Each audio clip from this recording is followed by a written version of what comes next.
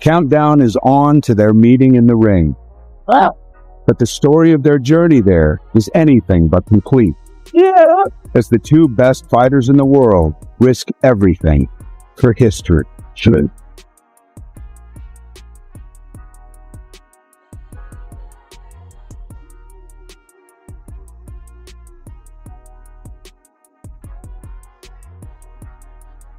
Is there a fighter in the world that can beat Bud Crawford? I ain't came across him yet. Everything happened for a reason, and I truly and firmly believe the reason for me to be in this situation right now is to become 3-time undisputed champion of the world. I'm here in boxing to make history, and winning for me means a lot in this fight because he's one of the best in the last 15 years. He accomplished a lot and I accomplished a lot, and I think it's a perfect match. I was excited, but I wasn't like, oh, I beat Spence. It was something that I already knew was going to happen. I just needed the opportunity to show everyone. He is willing to take a risk. This is literally uncharted territories for Terence Crawford. I don't care. He can weigh 200. That's going to be bad on him. Don't let anyone tell you that the weight doesn't matter. It makes this a monumental accomplishment for Crawford. Putting on muscle don't actually mean that you're going to be slower, but you punch a little harder. Yeah. Now I feel it. It's different. When we spar, it's a whole different. But now he got the power. He's always had power, but now it's a different power, man. And he still got the speed and the movement and agility is crazy, man. So his movement ain't nothing changed, man. They gonna see, man. I wish it was September 12th right now. It'll be tomorrow. But we got 2 weeks. We got 2 weeks from tomorrow. Everybody gonna see. It's gonna be groundbreaking. It's gonna be something like spaceship landed on Earth. According to Crawford's sparring partner, something feels really different this time. You are able to move, attack, and accelerate further.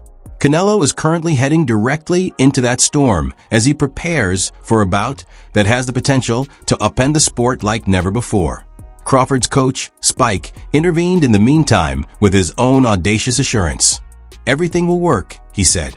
There won't be any issues whatsoever. He weighs a healthy amount. He has healthy legs. He is a really deep thinker. Our assignment is finished. Everything will work out okay. There was more to it than trust. It gave me a sense of security. Everything, even your thoughts and weight, has already been adjusted. You could sense the quiet before the storm in Spike's words. It seemed as though nothing was up for grabs. Canelo must battle more than simply Crawford. He enjoys those who think fate has already been decided. And when that bell tolls, the globe might see a night that alters the possibilities. Spikes then reminded everyone that there are other factors at play here besides size.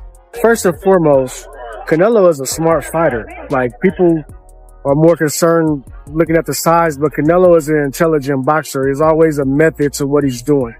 So let me just make that clear. We're not going in there just looking at size. Canelo is smart. Canelo set traps. He has good timing, solid defense.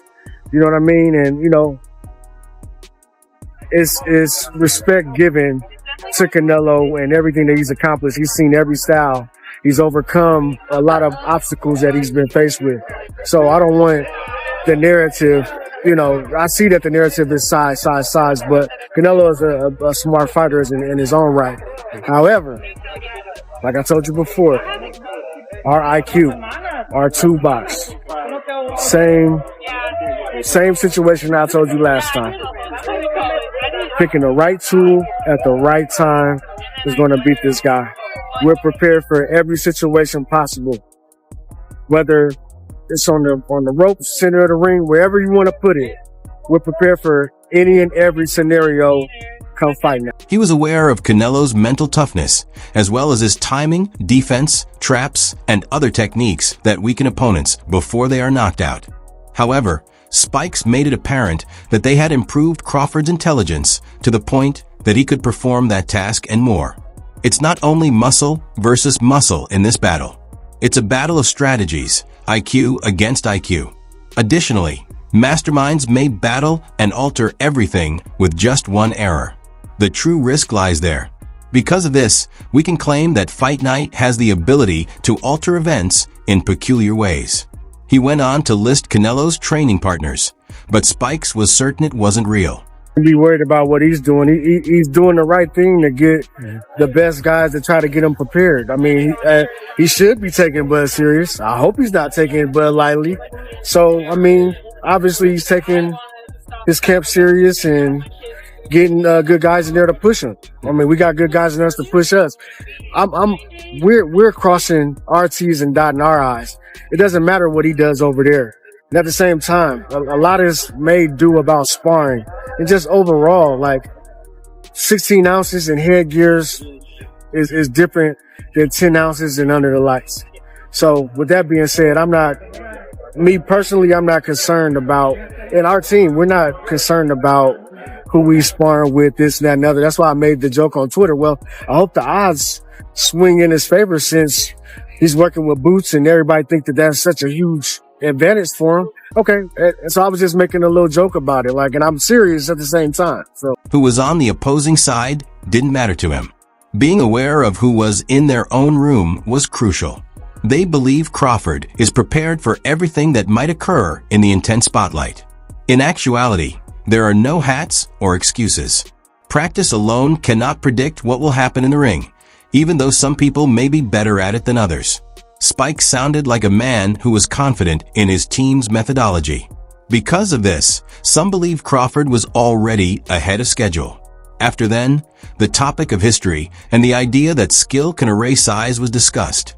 You know what, these type of fights, it's usually people will look at it as like the smaller fighter usually has to box and move. A lot of people draw comparisons to like Leonard and Hagler or any type of other fighter moving up. And the big key of it is speed. Is there truth behind all that? I know that speed's always a component of all of it, but more than normal because of the fact that... I'm going to say styles make fights. Styles make fights. Littler guys with more skill have beaten bigger guys over the years. Like it's happened. Like you said, Sugar Ray Leonard and Marvin Hagler. You could say when Michael Spinks moved to heavyweight, he was a light heavyweight champion. Evander Holyfield was a light heavyweight cruiserweight champion. Usyk is a smaller guy. It's not a natural. I mean, he's grown into the weight now, but he's beating bigger guys with his boxing skill. I mean, it goes on and on. The skills pay the bills at the end of the day. It's just about being prepared, having a good game plan, and having the right dog in the race. You know what I mean? And that's what matters. The narrative has been the same from Leonard to us.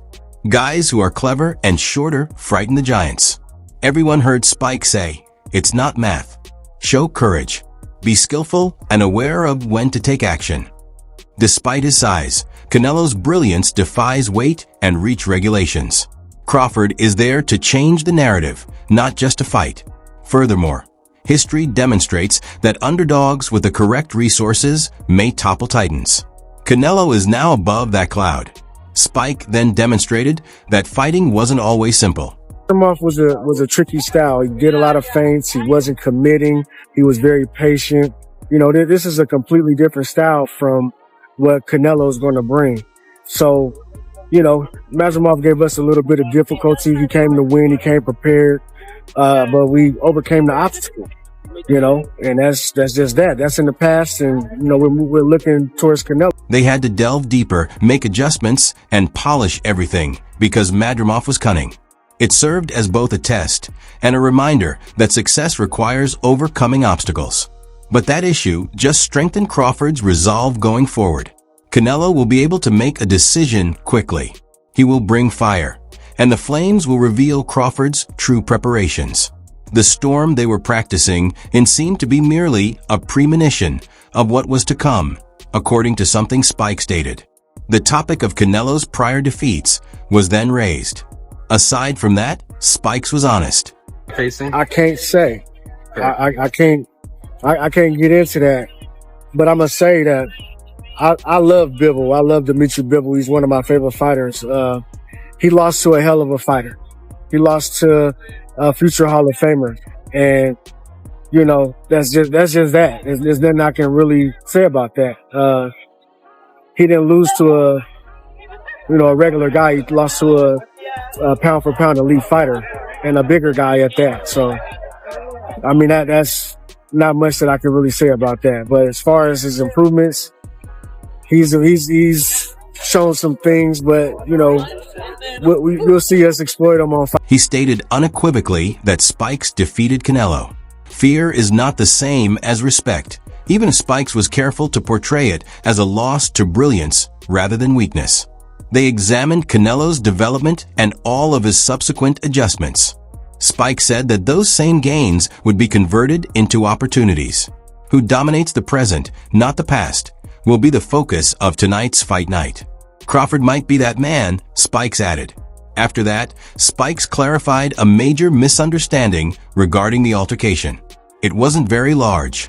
Since he was 14, 15 years old. So size doesn't matter. You know what I mean? It's a skill. Yeah. It's what you got up here and it's what you got here. Yeah. Everything else will fall into place. He has absolutely no faith in size.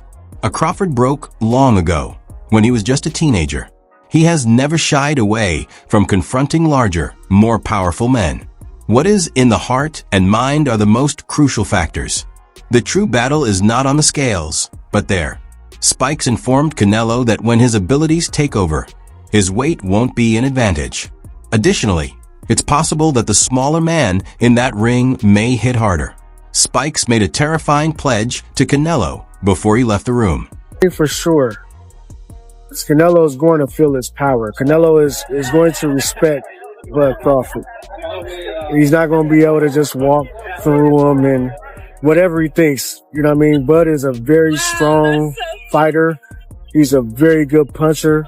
And like I said before, this is going to be the key in this. Punching power, speed, timing, all that's good. But it's a mental game. This is what's going to carry us through that night. Crawford is not going to enter the race as the clear favorite. However, it won't be emptied or held back in this shape. A fighter who gives the ring everything he has. Nelson described a man who was destined for this weight and this period of time. Canelo can be taken aback if he believes that his height will be advantageous. Since we won't know until the first punch is delivered, the tension increases with every word. At that point, everyone will realize how crucial this battle is. Nelson subsequently disclosed even more personal details about Crawford, including a side of him that the majority of people would never see. It wasn't talk, man. It was in the past. People gotta understand, man, like every fight is different. There's so many perspectives and so many things that go on. And not to reveal everything, but that fight was that fight. This fight for Canelo, man, like it's not fight night yet, but him moving up, people are going to be surprised. Dude is not like, it's not like he's a small guy and he just put on a whole bunch of weight. Like, but he's a bigger frame. He always been bigger. He always had to cut down. He always had to cut down to them weights. So now he gets the difference from this fight is he won't have to cut down. He just go in the ring. You look at all this weights for all the other fights. It's 168, 170. So when he fought 154, he was like 170, 172 going in the ring. So he gonna go in there the same way this fight. He's strong, man. However, he immediately pushed himself against giants in the gym, competing against men who were significantly larger and stronger than him. The trust that exists now started there, as did the steel. Nelson's counsel was crucial. To be genuinely great, you have to go against the grain. Although people have always had reservations about Crawford, occasionally those reservations have been allayed. Nelson also hinted that this time, the sport might be shaken by the stillness. Then, using his own experience of rising through the weight classes, Andre Ward took over. After he informed them of Crawford's predicament, things took a very different turn. conversation was warranted. He's really moving up 3 weight classes since his last fight at 147 with Errol Spence roughly about 2 years ago. So it's really a 3 weight class jump. I think what people have to understand, and I had to understand this when I moved up to face Sergey Kovalev, I went and I consulted with Mackie Shieldstone. And I kept using the phrase, I'm moving up in weight. I'm moving up in weight. I got to get my body ready to move up in weight. He said, have you seen the scale lately? Have you looked at your body scan lately? And I think at that time I was like maybe 185, 188. He said, you're not moving up in weight. You're just cutting less. And that was like, man, that was transformative for me because I looked and I was like, man, you're right. So technically I'm moving up weight classes, or a weight class in my case, but I'm really not moving up in weight. I'm just not having to boil myself down.